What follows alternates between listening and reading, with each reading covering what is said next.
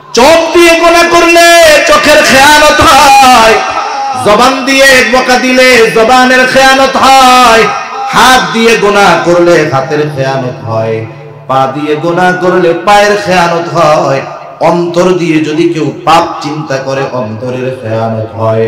এই জন্য আল্লাহ তাআলাও বলেন ইয়ালামু খাইনাতাল আয়ুন ওয়া মা তুখফিস সুদূর। আল্লাহ তাআলা জানে তোমরা চোখের কি খেয়ানত করো, অন্তরের মধ্যে কোন জিনিসটা লুকায় রাখো আল্লাহ তাআলা জানে। এই বিষয়গুলো যদি আমরা একটু স্মরণ রেখে আমলে পরিণত করতে পারি, বুকে হাত দিয়ে বলা যাবে, শপথ করে বলা যাবে, ওই মুমিনটা প্রকৃত আমানতদার মুমিন হয়ে যাবে। ইন্নাল্লাহা ইয়া'মুরুকুম, আল্লাহ তাআলা তোমাদেরকে নির্দেশ দিচ্ছেন, আন তুআদ্দুল আমানাতি ইলা আহলিহা। এক নম্বর নির্দেশ আল্লাহ তাআলা বলেন তোমরা আমানত তার হকদারের কাছে ফিরিয়ে দাও।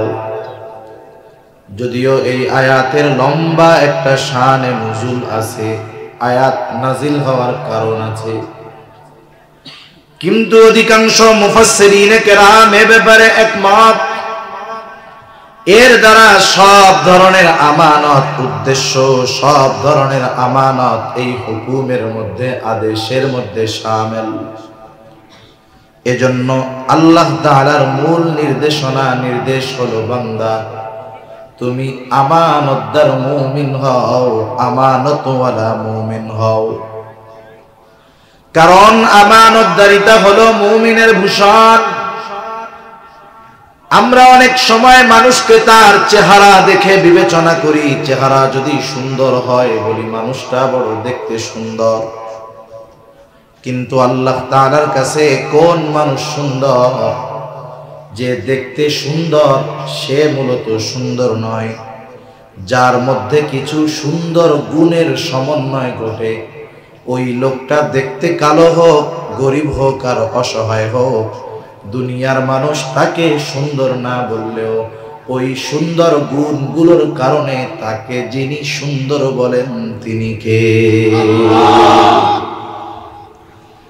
মানুষের মূল সৌন্দর্য হলো তার আখলাকের মধ্যে, তার চরিত্রের মধ্যে, তার গুণাবলীর মধ্যে। মুমিনের অন্যতম এক সৌন্দর্য গুণ হলো আমানতের হেফাজত করা। কিছু আমল আছে সেটা শুধু আমল সম্পৃক্ত বিষয়, যার সম্পর্ক শুধু আমলের সাথে, করলে সওয়াব না করলে গুনাহ নেই। কিন্তু আমানতদারিতা এমন একটা বিষয় যেটার সম্পর্ক শুধু আমলের সাথে নয়, বরং সেটার সম্পর্ক হলো ঈমানের সাথে। একজন মুমিনের ঈমানের স্তর কোথায় আছে, লেভেলটা কেমন, এটা অনুমান করার অন্যতম এক মাধ্যম হলো আমানতদারিতা।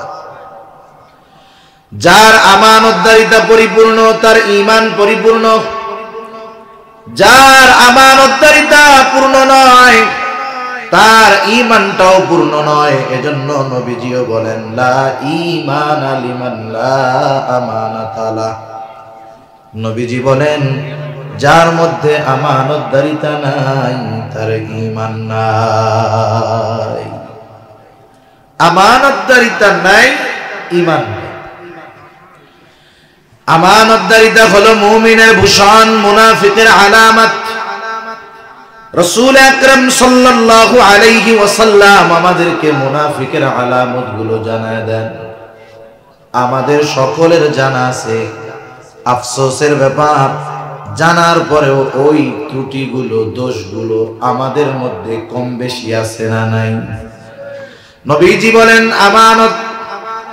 আমানতদারিতা মুমিনের ভূষণ।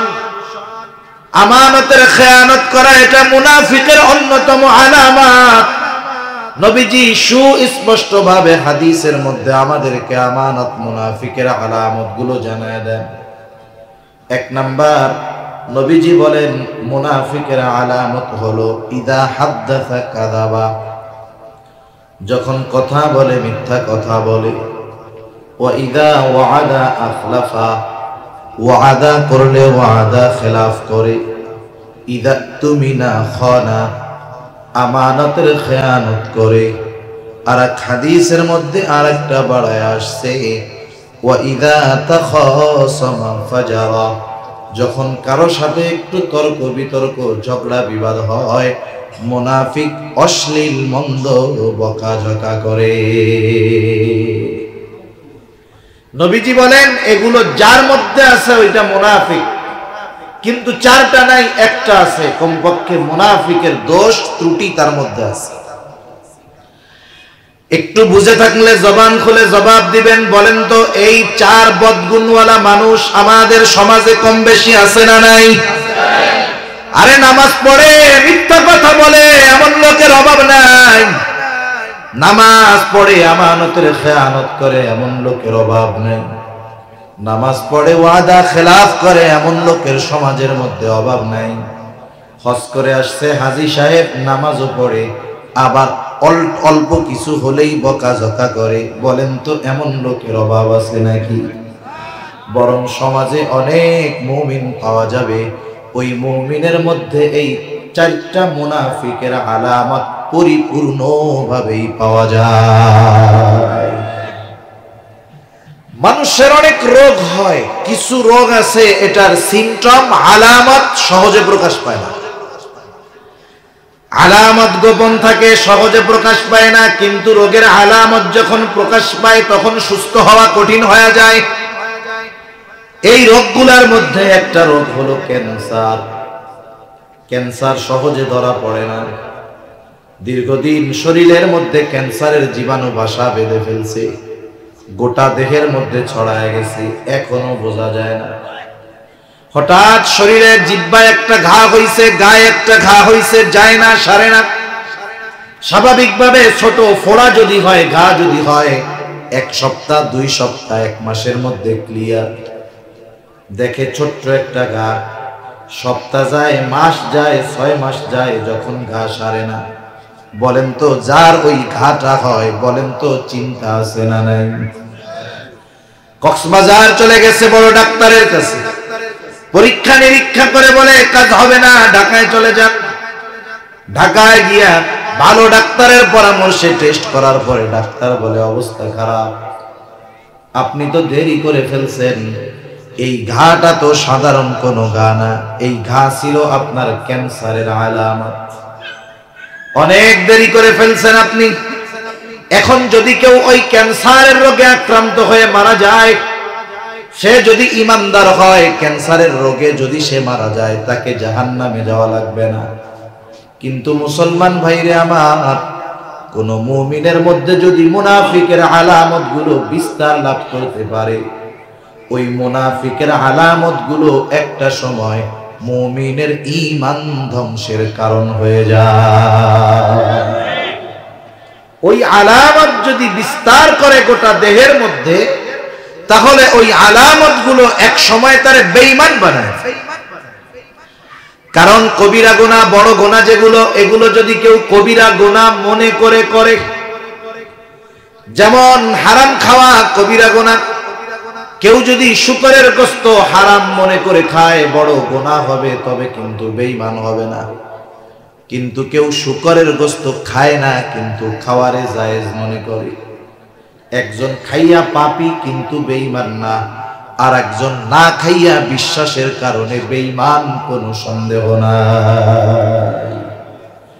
এজন্য মুনাফিকের আলামত গুলো যখন কারো মধ্যে পূর্ণ বিস্তার লাভ করে, এক সময় ও মিথ্যাকে মিথ্যা মনে করে না, বলে মনে করে মিথ্যা জীবনের একটা অংশ। ওয়াদা খেলাফ করারে ওয়াদা খেলাফ করা মনে করে না, মনে করে জীবনের অংশ। আমানতের খেয়ানত করাকে পাপ মনে করে না, মনে করে এটা জীবনের অংশ। কথায় কথায় বকা দেওয়াটারে গুনাহ মনে করে না, মনে করে এটা স্বাভাবিক কথা। যখন এইগুলোকে বৈধ মনে করে করবে, ওলামায়ে কেরাম আছেন, জিজ্ঞাসা করে দেখবেন, এই কবিরা গুনাহকে যে গুনাহ মনে করে না, হারাম মনে করে না, পাপের কাজ মনে করে না, সে যে বেঈমান, এটাতে কোনো সন্দেহ নাই। এজন্য মুনাফিকের আলামত যদি কারো মধ্যে থাকে, ওই আলামত এক সময় ঈমান ধ্বংস করে ফেলতে পারে, বেঈমান বানায় ফেলতে পারে। আমাদের কারো মধ্যে যদি এই ত্রুটিগুলো থাকে, আমরা এগুলো থেকে নিজেদেরকে পাক সাফ করব ইনশাআল্লাহ। তাহলে আল্লাহ তাআলা এক নম্বরে ওয়াজ করতেছে, বান্দা তুমি আমানতদার হও, আমানতদার হকদারের কাছে ফিরায় দাও। নবীজিও বলতেছে, লা ঈমানা লিমান লা আমানাতা লা, যার মধ্যে আমানতদারিতা নাই তার ঈমান নাই। শুধু তাই না, আমরা তো এমন এক আমানতদার নবীর উম্মত, যেই নবী বিপদের মুহূর্তেও আমানতের খেয়ানত করে নাই। নবীজি যখন কাফেরদের মাঝে দাওয়াত দেন, চাচা দুনিয়া থেকে চলে গেল, ঘরের মানুষ খাদিজাতুল কুবরা দুনিয়া থেকে চলে গেল, কাফেরদের পথ পরিষ্কার। এখন মুহাম্মদকে হত্যা করতে গেলে কেউ বাধা দিবে না। কাফেররা পরামর্শ করেছে মুহাম্মদকে দুনিয়া থেকে বিদায় করে দেওয়া হবে। আল্লাহ তাআলা আমার আপনার নবীজিকে জানায় দেয়, ও পয়গম্বর, অচিরেই আপনার হিজরত শুরু হবে, আপনি হিজরতের জন্য প্রস্তুত হন। কিন্তু কোন দিন, কোথায়, কোন সময় হিজরত হবে আল্লাহ তাআলা জানান নাই। কাফেররা পরামর্শ করছে আজ রাতেই মুহাম্মদকে দুনিয়া থেকে বিদায় করে দেওয়া হবে। প্রত্যেকটা গোত্র থেকে এক একজন যুবক এই হত্যাকাণ্ডে অংশগ্রহণ করবে, যাতে করে এক গোত্রের মানুষ অপর গোত্রকে দোষারোপ করতে না পারে। এই হত্যাকাণ্ডে সব গোত্রের মানুষ অংশগ্রহণ করবে।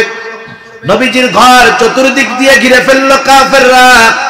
আল্লাহ তাআলা জানায় দিলেন, পয়গম্বর, আজ রাতটাই হলো আপনার হিজরতের রাত। নবীজি ঘরের মধ্যে হযরত আলী রাদিয়াল্লাহু তাআলা আনহুকে বিছানায় শোয়া ঘরের দরজা দিয়ে বের হলেন। কাফেররা ঘিরে রাখছে, নবীজি বের হলেন। আল্লাহ তাআলা কাফেরদের চোখের উপরে পর্দা ফালায়া দিল। নবীজি বের হয়ে হিজরতের উদ্দেশ্যে রওনা হলেন। কিন্তু এই বিষয়টা জানার দরকার, নবীজিও খুব ভালো মতো জানতেন কাফেররা তার ঘরের চতুর্দিক দিয়ে ঘিরা রাখছে। নবীজিও জানতেন এই মুহূর্তে কত বড় চিন্তা, কত বড় পেরেশানি। এরপরেও নবীজি কেন নিজের জায়গায় আলী রাদিয়াল্লাহু তাআলা আনহুকে শুয়ায় রাখলেন? কারণ হলো, মক্কার কাফেররা যদিও নবীজির বিরোধিতা করত, কিন্তু নবীজির প্রতি তাদের এমন আস্থা ছিল যে কোনো দামি সম্পদ নিজের কাছে রাখার চাইতে নবীজির কাছে রাখাটাকে তারা নিরাপদ মনে করত। এই উপমহাদেশ ইংরেজরা শাসন করছে 200 বছর। কত বছর? 200 বছর। এর আগে 800 বছর শাসন করেছে মুসলমানেরা। ইংরেজরা ক্ষমতায় আসার পরে ইংরেজদের অনেক বড় বড় দার্শনিক, সাহিত্যিক, কবি আসছে দেশে দেখার জন্য যে 800 বছর এই দেশের মুসলমানেরা কেমন ভাবে শাসন করছে, এই শাসকদের অধীনে মুসলিমরা কিভাবে তাদের তাহজিব, তামাদ্দুন, সংস্কৃতি গড়ে তুলছে দেখার জন্য। একজন ঐতিহাসিক আসছেন, ইংরেজ ঐতিহাসিক। তিনি গোটা ভারত উপমহাদেশের বেশিরভাগ জায়গায় ভ্রমণ করার চেষ্টা করছে। মুসলমানদের মধ্যে তিনি ভ্রমণ করছেন বেশি। মুসলমানদের আখলাক, চরিত্র তাকে মুগ্ধ করেছে। উনি এখন চিন্তা করলেন, এই রকম সুন্দর চরিত্রের অধিকারী মুসলমানেরা কেমনে হইল। উনি এই বিষয়ে গবেষণা করতে করতে পাইলেন যে মুসলমানদের এই সুন্দর আখলাক, সুন্দর চরিত্রের পেছনে অবদান হলো মুহাম্মাদুর রাসূলুল্লাহ সাল্লাল্লাহু আলাইহি ওয়াসাল্লাম। উনি নবীজির জীবনী নিয়ে গবেষণা শুরু করলেন। নবীজির সিরাত নিয়ে, জীবনী নিয়ে গবেষণা শুরু করলেন। নিরপেক্ষভাবে নবীজির একটা জীবনীও তিনি লিখেছিলেন। একজন কাফের ওই জীবনীর মধ্যে নবীজির আমানতদারিতার বিষয়টাও উল্লেখ করেছেন। তিনি লিখতেছেন তার ভাষায় যে মুসলমানদের নবী মুহাম্মদ আমানতদারিতার ব্যাপারে এমন ছিলেন যে মুহাম্মাদের চূড়ান্ত দুশমন ও নির্দ্বিধায় মুহাম্মাদের কাছে তার দামি সম্পদটাকে আমানত রাখত। দিনের বেলায় মুহাম্মাদের বিরোধিতা করত ঠিক, মুহাম্মাদের উপরে জুলুম অত্যাচার করত ঠিক, কিন্তু মুহাম্মাদের প্রতি তাদের এই আস্থা ছিল, বিশ্বাস ছিল যে মুহাম্মাদের উপরে যত জুলুম করা হোক না কেন, মুহাম্মদ কখনো আমাদের আমানতের খেয়ানত করবে না। দুশমন কেমন ভরসা নবীজির উপরে রাখছে। নবীজি মদিনার উদ্দেশ্যে রওনা হলেন। আলী রাদিয়াল্লাহু তাআলা আনহুকে দায়িত্ব দিয়া গেলেন, আলী, আমার কাছে যেহেতু কাফেরদের কিছু সম্পদ আমানত আছে, আলী, প্রত্যেকের মালিকানার সম্পদগুলো আলী রাদিয়াল্লাহু তাআলা আনহুকে বুঝায় দিয়া নবী বললেন, আলী, সম্পদগুলো যথাযথভাবে প্রত্যেকটা মালিকের কাছে পৌঁছায়া দিবা, এরপরে মদিনার উদ্দেশ্যে তুমি রওনা হয়ে যাইবা। একটু চিন্তা করে দেখেন, একজন মানুষ চতুর্দিকে তাকে শত্রু ঘিরা রাখছে, মাতৃভূমি ছেড়ে তাদের যন্ত্রণায় তাদের অত্যাচারে চলে যেতে হবে, অথচ ওই মানুষগুলোর রাখা আমানত তাদের কাছে ফিরাইয়া দেওয়ার ব্যাপারে নবীজি কত সচেষ্ট। আমরা হইলে কি করতাম? আমরা চিন্তা করতাম, যাদের জুলুমে অত্যাচারে দেশ ছাড়া লাগতেছে তাদের সম্পদ কিসের ফেরত দেওয়া, সব কিছু কাটি বাইদা নিয়ে একসাথে ভাগবো, ঠিক কিনা বলেন? কিন্তু নবীজি শত্রুর আমানতের ব্যাপারেও কতটা সচেষ্ট, সতর্ক। এই জন্যই কাফেররা কখনো আমার আপনার নবীজির চারিত্রিক ব্যাপারে দোষারোপ করতে পারে না।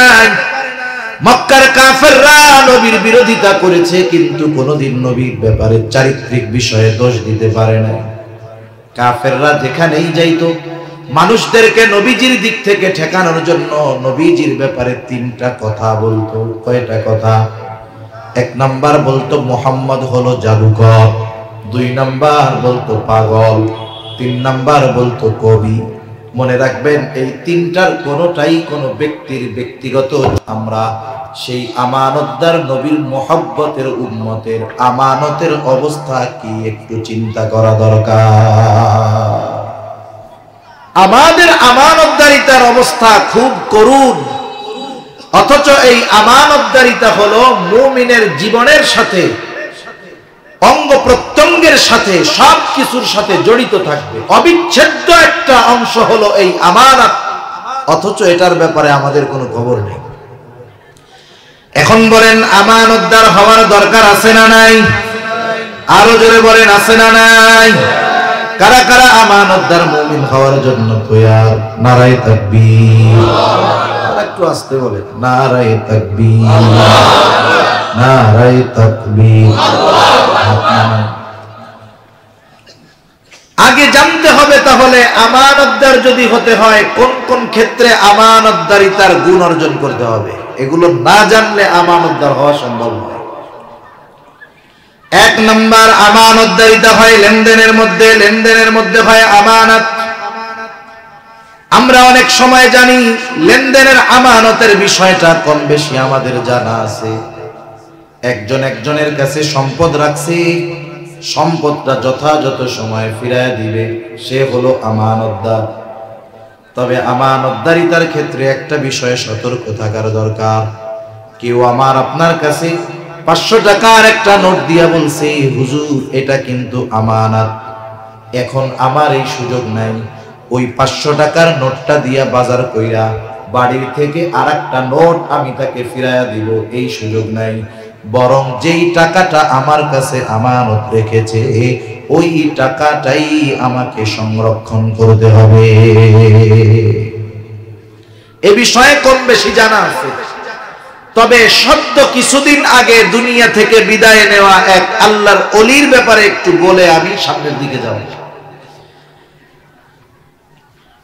হাটহাজারীর মুহতামিম ইয়াহইয়া রাহমাতুল্লাহি আলাইহি, বর্তমান মুহতামিমের আগের মুহতামিম আল্লামা আহমদ শফি রাহমাতুল্লাহি আলাইহির পরের মুহতামিম আল্লামা ইয়াহইয়া রাহমাতুল্লাহি আলাইহি, ইয়াহইয়া সাহেব। উনি যখন দুনিয়া থেকে চলে গেছে, খুবই আমানতদার মানুষ ছিলেন। উনি যখন দুনিয়া থেকে চলে গেছে, ওনার সন্তানেরা ওনার সম্পদ সম্পদ কি কোথায় আছে খুঁজতেছে। ছেলেরা বলতেছে যে আব্বার এই জিনিসপত্রগুলো খুঁজতে গিয়ে আমরা দেখি আজ থেকে 30 বছর আগের টাকা। কত বছর আগে? 30 বছর আগের টাকা, কাগজে মোড়ায় লেখা। অমুক আমার কাছে এই তারিখে এই কয় টাকা রাখছে, টাকা সহ কাগজ সহ ভাস করে রেখে দেওয়া। সুবহানাল্লাহ। কেমন মানুষ আমাদের নিকট অতীতেই ছিল, অবাক করা বিষয়। আমি এদিকে লম্বা কথা বলবো না, কারণ এটা মোটামুটি আমাদের সকলের জানা আছে। তাহলে এক নম্বরে আমরা আমানতদার হব লেনদেনের ক্ষেত্রে। অনেক সময় বিষয়টা এমন হয়, আমার কাছে একজন সম্পদ পায়, যে পায় তার মনে নাই। আল্লাহ তাআলার নির্দেশ হলো, তোমার মনে আছে, তুমি নিজ দায়িত্বে তাকে তার মালটা ফিরায় দাও। একজন বাজারে গেছে দোকানদারের কাছে মাল সামানা কেনার জন্য, দোকানের মধ্যে ভিড়। দোকানদারের কাছে গিয়ে বলে, ভাই আমারে তেল দাও, সাবান দাও, চিনি দাও, লবণ দাও। বিল হইছে কত? বলে 1000 টাকা। বলে খাতায় লিখে রাখো। দোকানের মধ্যে ভিড়, দোকানদারের লিখতে মনে নাই, খাতার মধ্যে তাই তার নামে টাকাও লেখা নেই। 5 দিন পর এই আল্লাহর বান্দা দোকানে গেছে টাকা ফেরত দেওয়ার জন্য, বাকি টাকা। যায় বলে, ভাই খাতা দেখেন তো আমার নামে কোনো বাকি আছে নাকি? দোকানদার খাতা ডাটা উল্টায় দেখে, না ভাই আপনার নামে কোনো টাকা লেখা নেই। কারণ ক্রেতার ভিড়ে দোকানদারের লিখতে মনে নাই, এটা স্বাভাবিক হতেই পারে, ঠিক কিনা বলেন? এইবার শয়তান যদি তারে ওয়াসওয়াসা দেয়, কি করবে? মনে মনে বলবে, ওর যেহেতু মনে নাই তাহলে মনে হয় না দেওয়া জায়েজ আছে। নিজে নিজে মুফতি সাহেব সাইজা বলবে, ওই তো বলছে আমার কাছে পায় না, তাহলে পায় কেমন? যা, ওটা দেওয়া লাগবে না। অথচ আল্লাহ তাআলার নির্দেশ হলো, আনতু আব্দুল আমানাতি ইলা আহলিহা, তুমি আমানত তার হকদারের কাছে ফিরায় দাও। এই জন্য অনেক সময় এমন হয়, অনেকের সম্পদ তার না জানা সত্ত্বে আমার আপনার কাছে থাকে। আল্লাহ তাআলার নির্দেশ, তুমি নিজ দায়িত্বে তার মালটা ফিরায় দাও। মনে রাখবেন, দুনিয়ায় যদি তার মালটা আমি অন্যায়ভাবে ভোগ করি, কিয়ামতের দিন তার এই দায়টা আমাকে নেকি দিয়ে পরিশোধ করা লাগবে। এজন্য দুনিয়াতে একটু কম খাই, আখিরাতে যেন ধরা পড়তে না হয়, ঠিক কিনা বলেন? আরে দুনিয়ার ধরা এখান থেকে ফাঁক ফোকর দিয়ে বের হওয়া যায়, আখিরাতে ধরা পড়লে বের হওয়ার কোনো উপায় নাই। এজন্য অনেক ভাই আছে বোনের সম্পদ মাইরা খায়। আপনাদের এলাকায় আছে নাকি এরকম? আছে না? আহারে, এই যে কি এক সম্ভব! আল্লাহ রাব্বুল আলামিন মানা করেছে, ওয়ারিসি সম্পদ ভোগ করবা না, অন্যায় ভাবে ভোগ করবা না। আমাদের সমাজে অনেক আছে বোনদেরকে সম্পদ বঞ্চিত করে, ঠিক না? কারণ পিতার সম্পদে ছেলের যেমন হক, বোনেরও তেমন হক, এটা নির্ধারণ করেছেন কে? আল্লাহ তাআলা বলেন, ইউসিকুমুল্লাহু ফি আওলাদিকুম লিয-যাকারি মিসলু হাযিল উনসায়াইন। দুই বোন যা পাবে এক ভাই তাই পাবে, সহজ হিসাবে বললাম। এই ব্যাপারে চূড়ান্ত ফয়সালা দিয়েছেন কে? আর একটু জোরে বলেন না কে? আল্লাহ।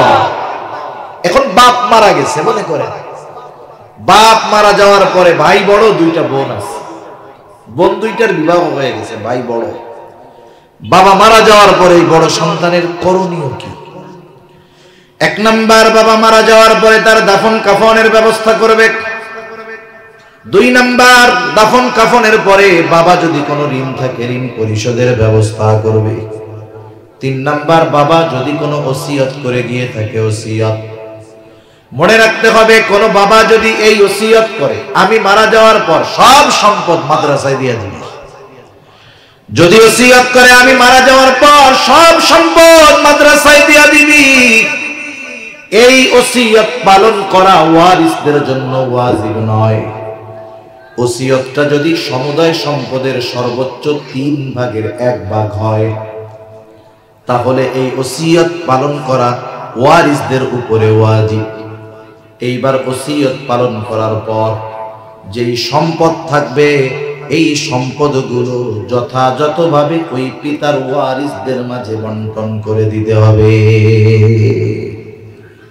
ওইখানে সবার হক আছে, একজন খাওয়ার চেষ্টা করলে হবে না। কিন্তু আমাদের অঞ্চলে হয় আর কি করে, বোনরা তো একটু আবেগপ্রবণ, মায়া দয়া বেশি অন্তরে, শ্বশুর বাড়িতে টাকা পয়সা আছে, এদিকে আর খোঁজ খবর নেয় না। বছরে 2-1 বার বাবার বাড়িতে ভাইয়ের বাড়িতে বেড়াতে আসে, আম কাঁঠাল দুধ ভাত খাওয়া পাঠায় দেয়, আবার বলে আগামী বছর কিন্তু টাইম মতো চলে আসে। এভাবে পার হয়ে গেছে 15 বছর। মানুষের হায়াত জীবন এক সময় এক গতিতে চলে না, এটাও নদীর স্রোতের মতো, জোয়ারের মতো। এই তো জোয়ার, এই তো ভাটা। বোনদের টাকা পয়সা অনেক ছিল, এখন অভাব। সন্তানদের লেখাপড়া করাতে হবে, টাকা পয়সার দরকার। 2 বোন এসে ভাইয়ের কাছে এবার বলে, ভাই বাবার সম্পদে তোমার যেমন হক আমাদেরও তেমন হক। 15 বছর পার হয়ে গেছি, বাড়ি ভাড়া সব তুমি একা খাইছো, কোনো কষ্ট নাই। দোকানের ভাড়া একা খাইছো, কষ্ট নাই। জমির ফসল একা খেয়েছো, কোনো দাবি নাই।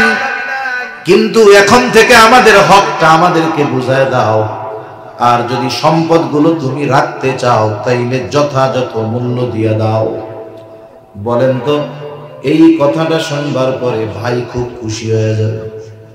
হ্যাঁ, খুশির ঠেলায় বলবে না, ওরে বাবা এতকাল আমার মাথার উপরে এই সম্পদের আমানতের পাহাড় ছিল, এখন তোমরা আমারে নিয়ে হালকা বানায়া দিলা, এটা বলবে না। না, মুখটারে পোড়া বানায়া বলবে, হায় রে এতকাল সম্পর্ক ছিল, আজকে সম্পর্কটাও শেষ করে দিবি। আগে যখন বোনরা বেড়াইতে আসতো, ভাগনা ভাগ্নি আসতো, বলতো 10 দিন থাকা লাগবে, আগে যাওয়া যাবে না। সম্পদ হক বুঝে নিয়ে যাওয়ার পর বোন ভাগনা ভাগ্নি বেড়াইতে আসলে ঘরে ঢোকার আগে বলে, যাবা কখন? বুঝেন না? ঘরে বসতে দেওয়ার আগে কি কয়, যাবা কখন? আর আগে বলতো যাইতে পারবা না, বেশি করে বেড়াইতে হবে। মনে রাখতে হবে, এই ধরনের সম্পদ যারা নিজে ভক্ষণ করার চেষ্টা করে, কিয়ামতের দিন অবস্থা বড় খারাপ। আমি আর ওই দিকে যাব না। 1 নাম্বার লেনদেন হয়, লেনদেনের মধ্যে আমানত। 2 নাম্বার কথাটাও কিন্তু হয় আমানত। নবীজি সাল্লাল্লাহু আলাইহি ওয়াসাল্লাম বলেন, ইদা হাদ্দাসার রাজুলু সুম্মা ইলতাফাতা ফাহিয়া আমানাতুন। যখন কোন মানুষ কথা বলে আর এদিকে সেদিকে তাকায়, ফাহিয়া আমানাতুন, ওই কথাটাও আমানত হয়ে যায়। একজন যদি আমার আপনার সামনে এসে কথা বলে আর ডানে বামে এরকম তাকায় তাকায় দেখে, কি বুঝবেন? আপনি চান, সে চায় যে আমার এই কথা ইনি ছাড়া অন্য কেউ যেন না শুনে। কিন্তু আমাদের অভ্যাস, মাশাআল্লাহ, কেউ যদি আমারে দিয়াই বলি, আমারে বললো হুজুর এই কথাটা আপনারে বললাম, খুব গোপন কথা, আপনি কারো কাছে আর বইলেন না। এই যে সে বললো যে আপনি আর কারো কাছে বইলেন না, কাজ সারা, সে নিজের পায়ে নিজে কুড়াল মারছে। সে আমার চোখের আড়াল হওয়ার আগে পাশের একজনকে আমি ডাক দিয়া বলি, এই শোন এদিকে। কি হয়েছে? বলে এই লোকটারে চিনো? বলে হ্যাঁ চিনি। কি বলছে আমারে জানো? বলে না জানি না। তো আমাকে খুব বিশ্বাস করে, খুব গোপন একটা কথা বলছে, কারো কাছে বলতে মানা করছে, আমি শুধু তোমার কাছে কইলাম, তুমি কিন্তু কাউরে আবার কইও না। আমি যারে বলছি ও মনে করবে হুজুর যেহেতু একজন রে কইছে, আমারও একজনের কাছে কওয়া যায়। কারণ এদেশের মানুষ হুজুরদেরকে অনেক সময় দলিল মনে করে। কি মনে করে? দলিল মনে করে। একজন আলেম একটা কাজ করছে, ভুল হতে পারে, সাধারণ মানুষ মনে করে এই কাজটা ঠিক, ঠিক না হইলে কি হুজুর করছে নাকি? ও মনে করছে যেহেতু হুজুর আমার কাছে বলছে, হুজুরেও তো কইছিল যে কারো কাছে কইয়েন না, হুজুর একজনের কাছে কইছে না, আমারও একজনের কাছে মনে হয় বলা জায়েজ আছে। ও এবার আর একজনের ডাক দিয়া বলে, হুজুররে চিনো? বলে হ্যাঁ চিনি, খুব ভালো মানুষ। বলে আমারে খুব ভালোবাসে, বিশ্বাস করে, অমুকের ব্যাপারে আমার কাছে এই কথাটা বলছে, আমি তোমারে বললাম তুমি কাউরে বইলো না। এই আমল চলতে থাকবে। যে যার কাছে বলে বলে আমি তোমাকে বললাম তুমি কাউরে কইও না। দেখা যাবে সকালের কথা দুপুর হইতে হইতে পৌঁছায় গেছি 100 জনের কাছে। এখন বলেন তো আমি বলছিলাম কয়জনের কাছে? কথা পৌঁছাইছে 100 জনের কাছে। তার মানে আমার খেয়ানত আর একটা নাই, আমার খেয়ানত হয়ে গেছে 100টা, যদিও আমি করছি একটা। কারণ কি? কারণ নবী বলেন, কারো দ্বারা যখন কোন নেকের কাজের সূচনা হয়, ওই কাজ দুনিয়ায় যতদিন চলে, যতজন করে, সকলের ওই নেক কাজের সওয়াব প্রথম যে শুরু করে তার আমলনামায় যোগ হয়ে যায়। দুনিয়ায় যখন কেউ কোনো মন্দ কাজের সূচনা করে, ওই কাজ যতদিন চলে, যতজন করে, ওই কাজের মন্দ কাজের গোনা প্রথম যে সূচনা করে তারা আমলনামায় যোগ হয়ে যায়।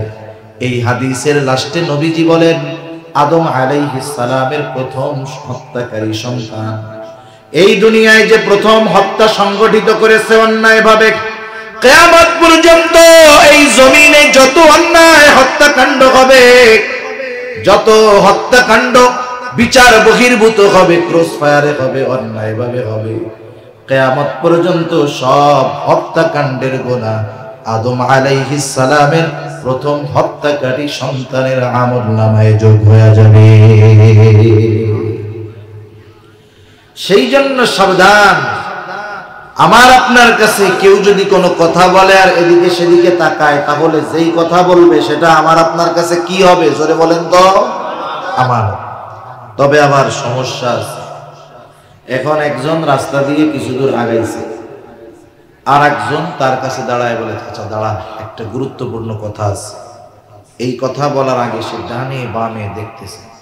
চাচা তো এখান থেকে ওয়াজ শুনে ওইদিকে গেছে, চাচা মনে করবে যেহেতু কথা বলার আগে ডানে বামে তাকাচ্ছে, এরপরে যেই কথা বলবে সে কথা কি হবে? আমানত হবে। এখন ডানে বামে তাকাইয়া বলতেছে, চাচা আমি আজকে ওই রাত্রে ওই বাড়িতে চুরি করবো আজকে রাত্রে। ডানে বামে তাকাইয়া কি কইছে? আজকে রাত্রে আমি ওই বাড়িতে চুরি করবো। চাচা চিন্তা করছে, কি বিপদ ডাইনা পড়লাম, হুজুরে কি শুনাইলো, শুনাই তো বিপদে পড়লাম। ডাইনে বামে তাকায় কথা বলছে, কথা হইল আমানত। এখন যদি বইলা দেই তাইলে হবে খেয়ানত, আর যদি না বলি ওই লোকের বাড়ি হবে চুরি। কি বিপদ না? বিষয় হলো একজন সাধারণ মানুষ যার মোটামুটি জ্ঞান বুদ্ধি আছে, কথা বলার পরে সে বুঝতে পারে এই কথা বলতে হবে নাকি গোপন রাখতে হবে, এটা স্বাভাবিক বোঝা যায়। সেজন্য কথাটাও হয় আমানত, যেই কথাগুলো গোপন রাখার মতো রাখবো। অনেক সময় অনেক মানুষ আমার আপনার কাছে তার পরিবারের কিছু দুর্বল কথাগুলো পেশ করে। বাস্তবতা কি জানেন? ওলামায়ে কেরামকে মানুষ অনেক বিশ্বাস করে। অনেক সময় অনেক মানুষ এমনও ফোন দিয়া বলে, হুজুর এত যন্ত্রণায় আছি, আপনারা তো বাহির থেকে দেখেন খুব ভালো আছি, কিন্তু বাসার ভিতরে আমার সন্তান স্ত্রী এরা একসাথে মিলে আমাকে পিটায়। এখন বলেন, আপনার কাছে কেউ এরকম কথা একটা বললো, দুঃখের কথা, এই কথার মধ্যে তার সম্মান নিহিত আছে না? সমাজের মানুষ তাকে সম্মানিত জানে, কিন্তু আপনি তার কষ্টের কথাটা জানেন, এটা তো আপনার কাছে আমানত। আমরা অনেক সময় কি করি, সম্পর্ক ভালো থাকলে তার ওই কথাগুলোরে গোপন রাখি, কিন্তু যখন তার সাথে একটু সম্পর্ক খারাপ হয় ওই কথাটাকে আমরা অস্ত্র হিসাবে ব্যবহার করি। বলে, হ্যাঁ তুমি বেশি লাফাইও না, আমি তো জানি তোমার ঘরের অবস্থা কি। বলে কি বলে না এরকম? বলেন তো, নবীজি কি শত্রুর আমানতের খেয়ানত করছে? মানে আমরা কেন শত্রু হলেও তার সাথে খেয়ানত করব? এই অভ্যাস কখনোই করব না ইনশাআল্লাহ। 3 নাম্বার দায়িত্ব হয় আমানত। দায়িত্ব আমানত। এখন তো এমন এক জামানা, মানুষ দায়িত্বের জন্য প্রতিযোগিতা করে, আবার টাকা দিয়ে মানুষ দায়িত্ব কিনতেও চায়। আমাদের অঞ্চলে একজন চেয়ারম্যান হয়েছে, চেয়ারম্যান হওয়ার আগে প্রায় 5 কোটি টাকা ব্যয় করেছে। ওকে যদি জিজ্ঞাসা করা হয় কেন চেয়ারম্যান হইছো, বলেন তো, ও বলবে নাকি গম চুরি করার জন্য হয়েছে? কি বলবে? জনগণের সেবা করার জন্য হয়েছে। যেই লোক নির্বাচিত হওয়ার আগে 5 কোটি টাকা খরচ করতে পারে, তার কি জনসেবা করার জন্য কি চেয়ারম্যান হওয়ার দরকার আছে নাকি? সে তো এমনিই তো কোটিপতি, চাইলেই তো পারে, ঠিক কিনা বলে? তার মানে দায়িত্বটা যদি নেওয়া যায় খুব ভালো লাগে, এইটা হলো মূল বিষয়। কিন্তু সুষ্ঠুভাবে যদি দায়িত্ব আসে, দায়িত্ব যদি পালন করে, তাতে তো সমস্যা নেই। অথচ এমন এক জামানা ছিল যেই জামানায় মানুষকে পিটায়াও দায়িত্ব দেওয়া যেত না। আল্লাহর নবীর একজন সাহাবীর ব্যাপারে এমন ঘটনা আছে, মজলিসের মধ্যে মিটিং হয়েছে তার অনুপস্থিতিতে, যে তাকে একটা দায়িত্ব দেওয়ার দরকার। যেই সাহাবীর ব্যাপারে আলোচনা হয়েছে সে কিন্তু উপস্থিত নাই, সে জানেও না। যারা আলোচনার মজলিসে, তাদের মধ্য থেকে একজন ওই সাহাবীর কাছে গিয়া বলে, শোনো, তোমার ব্যাপারে মাশওয়ারা হয়েছে, আলোচনা হয়েছে, রাষ্ট্রের ওই দায়িত্বটা তোমাকে দেওয়া হতে পারে। দেওয়া হয় নাই, শুধু কি হয়েছে বলেন, আলোচনা হয়েছে। ও শুনছে যে আমারে যদি এই দায়িত্ব দিয়া দেয় তাহলে তো সর্বনাশ। রাত্রের মধ্যে গাঠি গুঠি নিয়ে এলাকা ছেড়ে পালায় চলে গেছে, দায়িত্ব দিবে এই ভয়ে। আমার আপনার কলিজার টুকরা ইমাম আজম আবু হানিফা রাহমাতুল্লাহি আলাইহি চাবুকের আঘাত সহ্য করেছে, তবু কিন্তু দায়িত্ব সে গ্রহণ করে নাই। একদিন খলিফা মনসুরের সাথে ইমাম আজমের দেখা।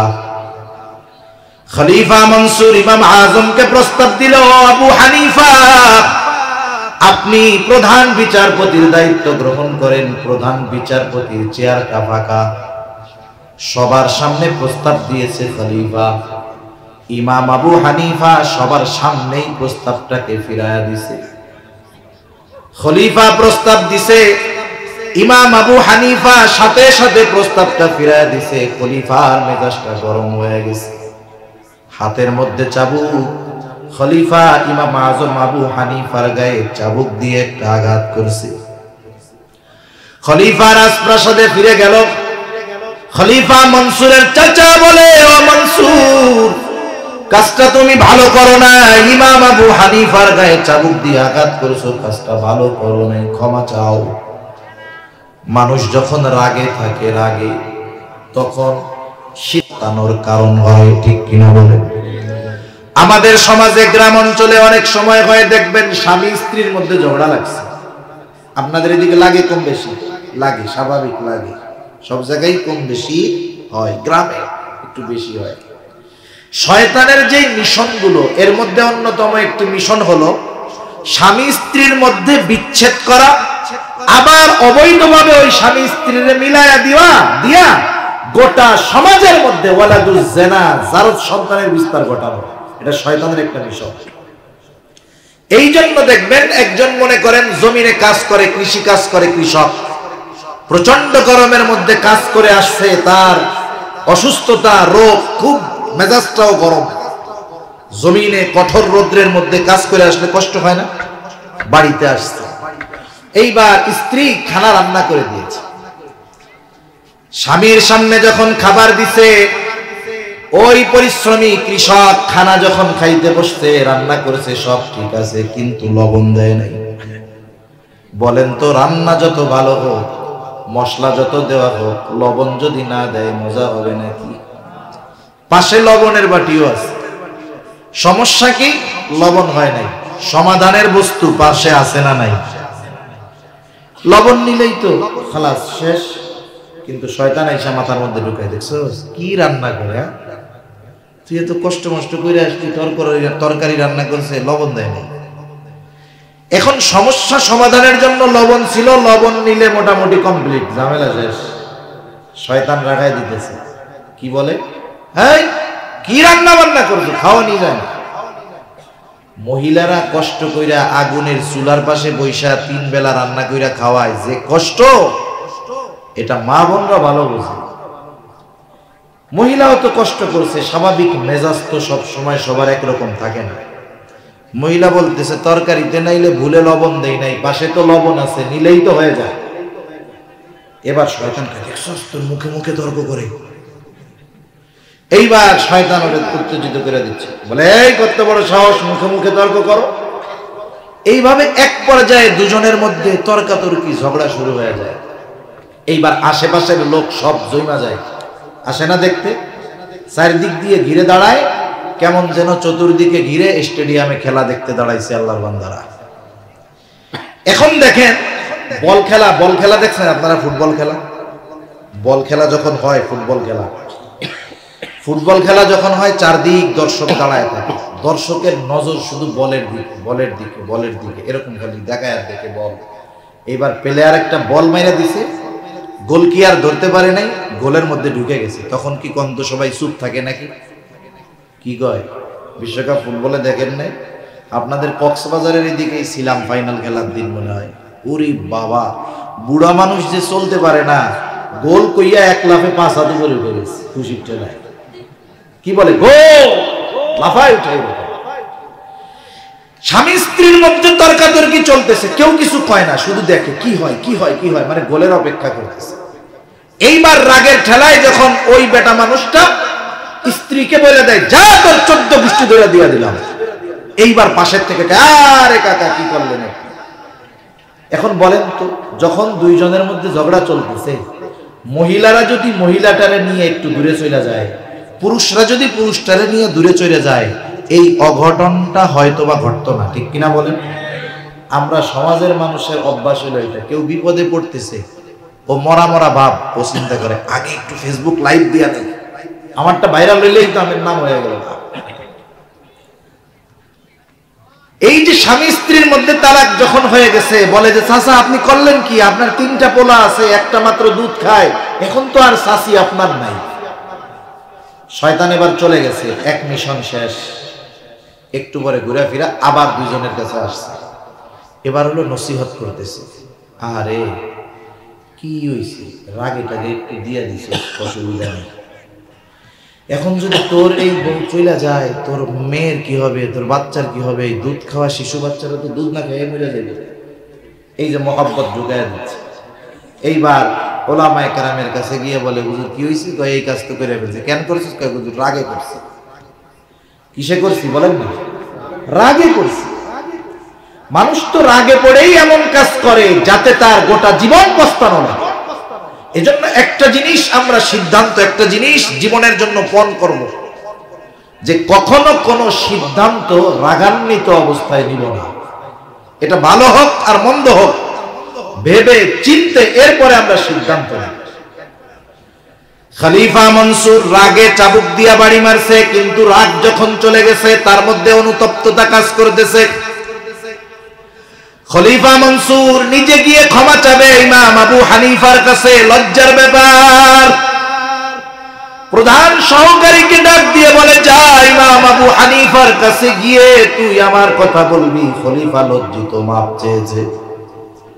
যাওয়ার সময় হাতের মধ্যে এক থলে স্বর্ণ মুদ্রা দিয়ে বলে, শোনো, ইমাম আবু হানিফার কাছে ক্ষমা চাইবা, সাথে সাথে বলবা খলিফা এই এক থলে স্বর্ণ মুদ্রা আপনাকে হাদিয়া দিয়েছে, আপনি যদি এই হাদিয়া গ্রহণ করেন তাইলে খলিফা নিশ্চিত হবে যে আপনি তাকে ক্ষমা করেছে। লোকটা আসছে খলিফার ইমাম আবু হানিফার কাছে। ইমাম আবু হানিফার কাছে এসে গিয়ে বলে, ইমাম, খলিফা মনসুর লজ্জিত আপনার কাছে ক্ষমা চেয়েছে। ইমাম আবু হানিফা তিনি তো নবীজির সিরাতের অন্যতম এক ধারক, নবীজির সিরাতের অন্যতম ধারক, নববী আখলাক তাদের মধ্যে ভরা। ইমাম আবু হানিফা সাথে সাথে বলছে, মাফ করে দিলাম। এইবার লোকটা বলে, আপনি যে মাফ করলেন আপনি নাইলে নিশ্চিত, কিন্তু খলিফা বিশ্বাস করবে কেমনে? এক থলে স্বর্ণ মুদ্রা আপনাকে হাদিয়া দিয়েছে, গ্রহণ করেন, তাইলে খলিফা নিশ্চিত হবে আপনি তাকে মাফ করে দিয়েছেন। ইমাম আবু হানিফা হাদিয়া গ্রহণ করে না, বারবার চাপ দেয়, বলে নেন। এক সময় বলে, হাদিয়া আপনি রাখেন, তবে আপনি মানুষদেরকে দান সদকা করে দিয়েন, আপনার ব্যবহার করা লাগবে না। ইমাম আবু হানিফা বলে, শোনো, তোমার কাছ থেকে এই স্বর্ণ মুদ্রা রাখবার পর আমি ব্যবহার করি নাকি অন্য কাউকে দিয়ে দেই, বিষয়টা এমন নয়, বরং তোমার খলিফা জানবে ইমাম আবু হানিফা আমার হাদিয়া গ্রহণ করেছে, সেজন্য এটা গ্রহণ করার কোনো সুযোগ নেই। লোকটা যখন আরো জোরাজুরি করতেছে, ইমাম আবু হানিফা এবার তাকে জিজ্ঞাসা করে যে, তোমার খলিফা যে আমারে এত স্বর্ণ মুদ্রা হাদিয়া দিল, এটা পাইল কোথায়? প্রত্যেকটা দেশের শাসক যারা, তাদের রাষ্ট্র থেকে একটা নির্দিষ্ট ভাতা আছে না নাই? আপনারা জেনে থাকবেন, করোনাকালীন সময়ে ইংল্যান্ডের একজন প্রধানমন্ত্রী, কি ক্যামেরন যেন নাম তার, পত্রিকায় আসছে যে সে প্রধানমন্ত্রী তো ছেড়ে দিতে চায়। কেন? বলে সে যা ভাতা পায় তা দিয়ে তার সংসার চলে না, এই জন্য কি করবে, প্রধানমন্ত্রিত্ব ছেড়ে দিবে। এখন জিজ্ঞাসা করতেছে, কোথায় থেকে পাইলো এইটা বলো। এত স্বর্ণ মুদ্রা কোথার থেকে পেল? এইবার লোকটা বলে, ইমাম উনি কোথার থেকে পাবে? বাইতুল মাল তথা রাষ্ট্রীয় কোষাগার থেকে দিয়েছে। ইমাম আবু হানিফা এবার আরো কঠোর হয়ে গেলেন। উনি বলতেছে, খলিফাকে গিয়ে এই কথা ভালোভাবে জানায়া দিবা, ওনার জন্য যেই সম্মানী প্রতি মাসে বরাদ্দ, এর থেকে একটা পয়সা বেশি নিজের কাজে ব্যবহার করা ওনার জন্য জায়েজ নাই। যাও ফেরত নিয়ে যাও, এটা বলবাও না। অনেকক্ষণ ধরে তো তেলাতেলি করতেছে, এবার হয়ে গেছে রাগ। খলিফার কাছে গিয়ে ওই কথাটাকে আরো সুন্দরভাবে সাজায়া গুছায়া এরকম গিয়া বলছে। খলিফা আরো রাগ হয়ে গেছে। নগদ এই প্রহরীদেরকে বলে, যাও খলিফা ইমাম আবু হানিফাকে আটক করার নির্দেশ দিল। সৈন্যবাহিনী গিয়ে ইমাম আবু হানিফাকে জেলখানার মধ্যে আটকায় দিল। প্রতিদিন চাবুক দিয়ে আঘাত করা হতো, আর বলা হতো প্রধান বিচারকের দায়িত্ব নিলে ছেড়ে দেওয়া হবে। ঐতিহাসিকদের থেকে দুইটা মত পাওয়া যায়। ইমাম আবু হানিফা চাবুকের আঘাতে জর্জরিত হয়ে গেছে, তবু প্রধান বিচারপতির দায়িত্ব গ্রহণ করে নাই।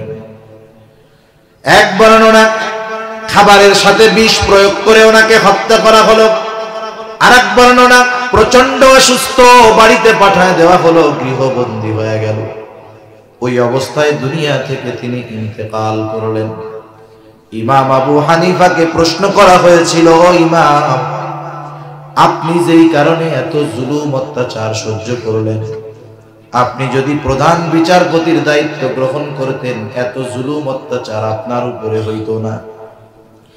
বিচারক হওয়ার জন্য যেই জ্ঞান দরকার, যোগ্যতা দরকার, সব আল্লাহ আপনাকে দিয়েছে, এরপরেও কেন আপনি জুলুম সহ্য করলেন কিন্তু দায়িত্ব নিলেন না?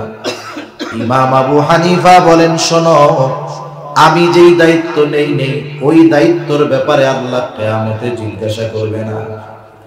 আমি যেই দায়িত্ব নেই নাই সেই দায়িত্বের ব্যাপারে আল্লাহ কিয়ামতে আমাকে জিজ্ঞাসা করবে না। কিন্তু ওই দায়িত্ব নেওয়ার পরে যদি আমার দ্বারা কোনো বিচার হয়ে যাইত, কিয়ামতের দিন আল্লাহর সামনে অপরাধীর কাঠগড়ায় দাঁড়ানো লাগতো। ইমাম আবু হানিফার ওই হাদিস ভালো মতো জানা আছে, আবু দাউদের হাদিস। নবীজি বলেন, আমাদের কাউকে যখন কোনো দায়িত্ব দেওয়া হয়, ওই দায়িত্বের সে যদি সুচ পরিমাণ খেয়ানত করে, সুচ পরিমাণ, নবীজি বলেন কিয়ামতের দিন তাকে খেয়ানতের বোঝা নিয়ে আল্লাহর সামনে উপস্থিত হতে হবে। সেই জন্য যে কোনো দায়িত্বের ব্যাপারে সচেতন থাকার দরকার, কারণ দায়িত্ব আমানত, সাথে সাথে শরীয়তের বিধি বিধান আমানত। আল্লাহ তাআলা বলেন, ইন্না আরাদনাল আমানাতা আলাস সামাওয়াতি ওয়াল আরদি ওয়াল জিবাল ফাআবাইনা আন ইয়াহমিলনাহা ওয়া আশফাকনা মিনহা ওয়া হামালাহাল ইনসান। আল্লাহ তাআলা বলেন, আমি এই আমানত আসমানের কাছে, জমিনের কাছে, পর্বতের কাছে পেশ করলাম। তারা প্রচন্ড ভীত সন্ত্রস্ত হয়ে গেল, এই আমানত তারা বহন করলো না। ওয়া হামালাহাল ইনসান, মানুষ এই আমানত বহন করলো। মুফাসসিরিনে কেরাম বলেন, কি সেই আমানত? কোন কোন মুফাসসির বলেন সেই আমানত হলো কোরআন, কোন কোন মুফাসসির বলেন সেই আমানত হলো শরীয়তের বিধিবিধান। একই কথা, কারণ মুমিনের বিধিবিধান হলো কোরআন, কোরআনই হলো মুমিনের সংবিধান। ঠিক কিনা বলেন? এই জন্য আল্লাহ তাআলার সব আদেশ নিষেধ এগুলো আমানত। আদেশ নামাজ পড়তে হবে, আদেশটা কার? আর একটু জোরে বলেন না কার? কেউ যদি নামাজ না পড়ে, এক নম্বরে আদেশ অমান্য করে আল্লাহর, আল্লাহর আদেশ অমান্য করলে খেয়ানত হয়। সাথে সাথে যেইটার আদেশ ছিল সেই নামাজ আদায় না করার কারণে আলাদা গুনাহ আছে না নাই? আল্লাহ তাআলা নিষেধ করছে, বান্দা সুদ খায়ও না। সুদ যদি খায়, এক নম্বরে আল্লাহ তাআলার নিষেধ অমান্য করা হয়। এই নিষেধটা হলো আমানত। আবার সুদ খাওয়ার কারণে আলাদা গুনাহ আছে না নাই? এই জন্য শরীয়তের সকল বিধিবিধান আমানত। আমার আপনার জানমাল এটাও আমানত। আল্লাহ তাআলা বলেন, ইন্নাল্লাহা আশতারা মিনাল মুমিনিনা আনফুসাহুম ওয়া আমওয়ালাহুম বিআন্না লাহুমুল জান্নাহ। আল্লাহ তাআলা বলেন, নিশ্চয় আল্লাহ তাআলা মুমিনের জানমাল জান্নাতের বিনিময়ে কিনে নিয়েছেন। কিনবেন এমনটা বলেন নাই, কিনে নিয়েছেন। কেনা বেচা হয়ে গেছে, তবে মালিকানা কেনা বেচা হয়ে গেলে মালিকানা কি থাকে নাকি? থাকে না। একটা উদাহরণ দিলে বুঝতে সহজ হবে। কষ্ট হইতেছে নাকি আপনাদের? তাকবীর দেন, নারায়ে তাকবীর। নারায়ে তাকবীর। এখন আপনারা যদি রাত 1টা পর্যন্ত থাকেন, আমি তো থাকবো না, আর অল্প কিছু সময় আপনাদের কষ্ট দিব। মনে করেন একজন আল্লাহর বান্দা ফজরের নামাজ পড়ে হাঁটতে বেরোছে, কিছু দূর হাঁটছে, ওই রাস্তার মোড়ের কাছে গিয়ে দেখে এক আল্লাহর বান্দা একেবারে কচি কদু নিয়ে বসে আছে। কদু চিনেন তো? আপনাদের এলাকায় পাওয়া যায়। এটাকে আপনাদের কদু বলে না লাউ বলে? কদু বলে, কদু। এখন যারা একটু দিনদার প্রকৃতির মানুষ, এরা জানে নবীজির পছন্দের এক তরকারি হইল কদু। এই কদুর অনেক উপকারিতা আছে। যাদের হার্টের সমস্যা, কোলেস্ট্রলের সমস্যা, কোলেস্ট্রল থেকে অনেক রোগ হয়, এই যে ব্রেন স্ট্রোক, হার্ট স্ট্রোক, এগুলো রক্তে শর্করা চর্বি জমার কারণে হয়। এই কদু যদি খায় তাহলে এর দ্বারা অনেক উপকার হয়। অনেকের হাই প্রেশার আছে, ব্লাড প্রেশার হাই, উচ্চ রক্তচাপ, এই কদু এটারে নিয়ন্ত্রণ করে। অনেক উপকার আছে এর মধ্যে। নবীজির প্রিয় এক তরকারি ছিল। উপকার যত থাক, আমরা খাবো কেন? নবীজির পছন্দের তরকারি, এই জন্য। ঠিক কিনা বলেন? তাইলে সুন্নাত হবে আর উপকারগুলো ফাও পাওয়া যাবে, ফ্রি পাওয়া যাবে। এখন উনি কদু দেখছে, একেবারে জালি কদু, ওনার পছন্দ হয়েছে দেখা ফজরের নামাজ পড়ে হাঁটতে বের হয়েছে। পকেটে টাকা নাই, তবে কদুর মালিকের সাথে পরিচয় আছে। এখন জিজ্ঞাসা করতেছে, কদুর দাম কত? বলে, চাচা আপনি নিলে 50 টাকা। কয় টাকা? 50 টাকা। মুরব্বী বলতেছে, ঠিক আছে, আমি তোমার কদুটা কিনলাম, তবে টাকাটা আমি 1 ঘন্টা পরে দিব। তুমি আসো 1 ঘন্টা। বলে, আমি 1.5 ঘন্টা এই জায়গায় আছি। তাহলে আমি কদুটা কিনলাম, এটা তোমার কাছে এখন থাক, আমি টাকাটা 1 ঘন্টা পরে দিব। চাচা এবার চলে গেছে। এখন বলেন তো, কদুওয়ালার কাছে কদু আছে, চাচার পকেটে কদুওয়ালার টাকা আছে। যতই কদুটা কদুওয়ালার কাছে থাক, কিন্তু কদুর মালিকানা কি আছে? 1 ঘন্টার চুক্তি এখানে। এখন যদি 1 ঘন্টা আগে কেউ আইসা ওরে পাম মারে যে 50 টাকা না রে, চাচা তোরে ঠগাইস, আমি তোরে 80 টাকা দিব না, দিয়া দে। বলেন তো, 80 টাকা পাইয়া ওর বেচার অধিকার আছে নাকি? নাই, কারণ ওই কদুর উপরেই তো মালিকানা ওর নাই। এখন দেখেন, যেহেতু জিনিস তার কাছে আছে, কিন্তু জিনিস ব্যবহারের অনুমতি নাই। কেন? কারণ এখন ওইটা ওর কাছে আমানত আছে। কি আছে বলেন? আমানত আছে। আল্লাহ তাআলা জান আর মাল কিনে নিয়েছেন জান্নাতের বিনিময়ে। জান্নাত আল্লাহ তাআলার কাছে আছে, আমার জান্নাত আমার কাছে আছে। কদুওয়ালার কদু বেচার যেমন কোনো অধিকার নাই, আমার আপনারও জানমাল ব্যবহার করার কোনো বাস্তবে অধিকার নাই। কারণ আমানতের জিনিস ব্যবহার করা যায় না। কিন্তু আল্লাহ তাআলা বান্দাকে সুযোগ দিয়া দিলেন, ও আমার গোলাম, আমার এই আমানত জানমাল আমি তোমাকে ব্যবহার করার অনুমতি দিলাম। এখন এই আমানত হইয়া গেল নিয়ামত। তবে একটা শর্তে বান্দা, এই জানমাল গোনার কাজে ব্যয় করতে পারবা না। তুমি নিজে খাও, অপররে খাওয়াও, কোনো অসুবিধা নেই। তুমি তোমার পরিবার পরিজনের জন্য ব্যয় করো, কোনো অসুবিধা নাই। মানুষের ঘর নাই, ঘর বানায় দাও, কোনো অসুবিধা নাই। রাস্তা নাই, রাস্তা বানায় দাও, মানুষদেরকে খাওয়াও, কোনো অসুবিধা নেই। কিন্তু বান্দা, এই জানমাল এমন কোন কাজে ব্যয় করবা না যেটা ইসলামের বিরুদ্ধে যায়, আমি আল্লাহ বেজার হই। এই জন্য এই জানমাল কেউ যদি গুনার কাজে ব্যয় করে, নিঃসন্দেহে সে আল্লাহর রাখা আমানতের সাথে খেয়ানত করে। সব খাওয়া যাবে, তবে বিড়ি সিগারেট খাওয়া এটাও যাবে নাকি? যাবে? বলে না। যাবে খাওয়া? যাবে না। কারণ জান টাকা, মাল টাকা। আমরা কত খারাপ লোক, আমরা আল্লাহর দেওয়া মাল দিয়া আল্লাহর দেওয়া জানের ক্ষতি করি। বিড়ি সিগারেট খেলে উপকার হয় নাকি না ক্ষতি হয়? বিড়ি সিগারেট, আমাদের দেশে যত খাবার আছে, জুস আছে না, জুস প্যাকেটে লেখা থাকে 100% আমের জুস, কিন্তু খোঁজ নিয়ে দেখেন ওর মধ্যে 5% আম নাই, 90% মিষ্টি পচা কুমড়া, কিন্তু লেখছে কি 100% আমের জুস। অধিকাংশ প্যাকেটজাত যেই খাবার আছে ওর গায়ে যে উপকারের কথা বা লেখা থাকে এগুলো সব মিথ্যা কথা। একটা জিনিসের প্যাকেটে খালি সত্য কথা লেখা থাকে, সেটা হলো সিগারেটের প্যাকেট। এই জায়গায় সত্যই মিথ্যা কথা লেখে না, একবারে সত্য কথা লেখে। মনে করেন এক সিগারেটের দাম ছিল 2 টাকা, প্যাকেটের গায়ে লেখা কি ধূমপান স্বাস্থ্যের জন্য ক্ষতিকর। এখন সরকারের কিন্তু মনিটরিং সেল আছে, সারা দেশের মধ্যে খোঁজ খবর রাখে কোন জিনিসের বেচা কেনা বেশি হয়। দেখে মানুষজন ভাত চাল ডাল তরকারি না খাইলেও বিড়ি সিগারেট মাশাআল্লাহ খুব ভালো মতো খায়।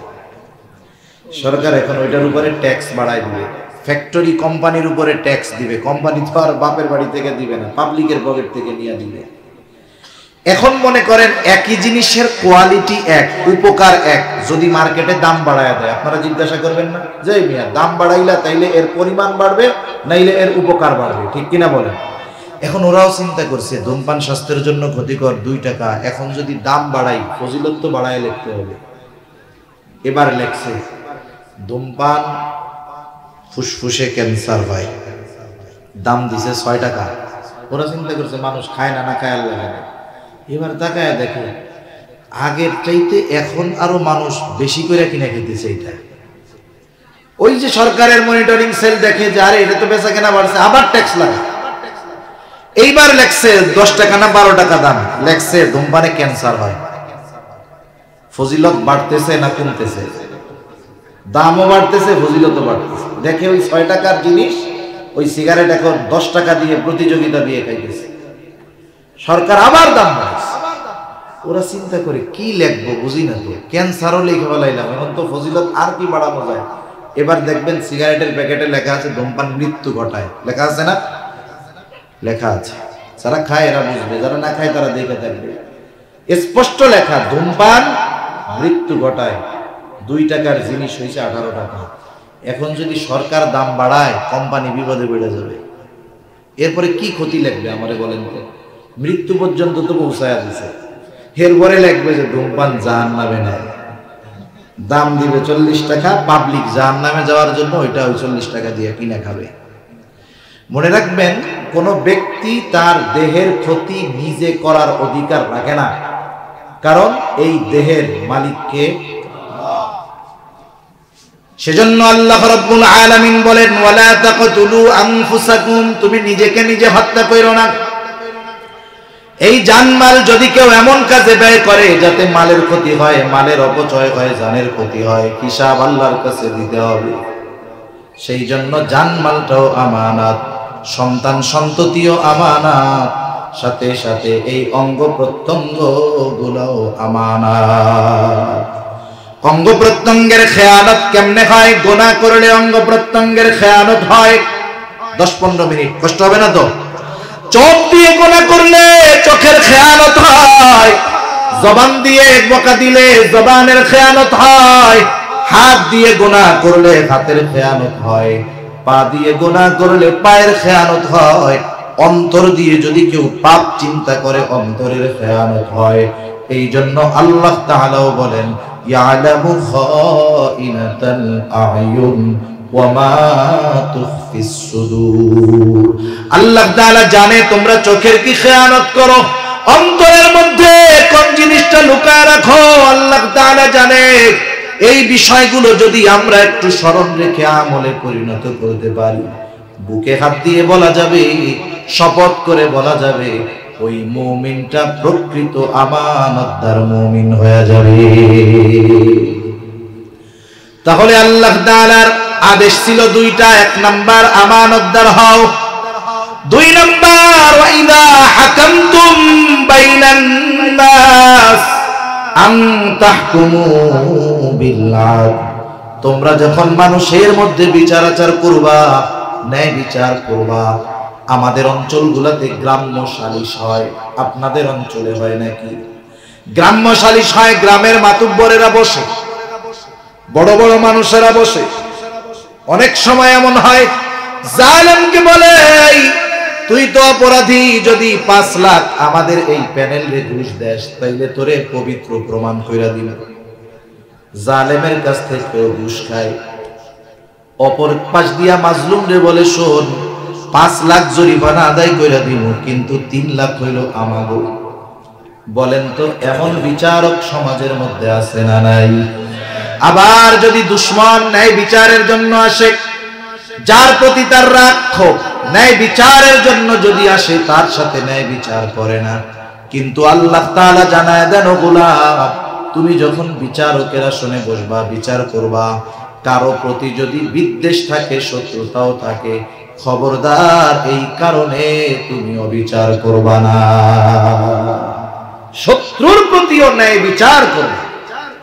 আল্লাহ তাআলা বলেন, ওয়ালা ইয়াজরিমান্নাকুম শানাআনু কওমিন আলা আল্লা তা'দিলু ই'দিলু হুয়া আকরাবু লিত্তাকওয়া।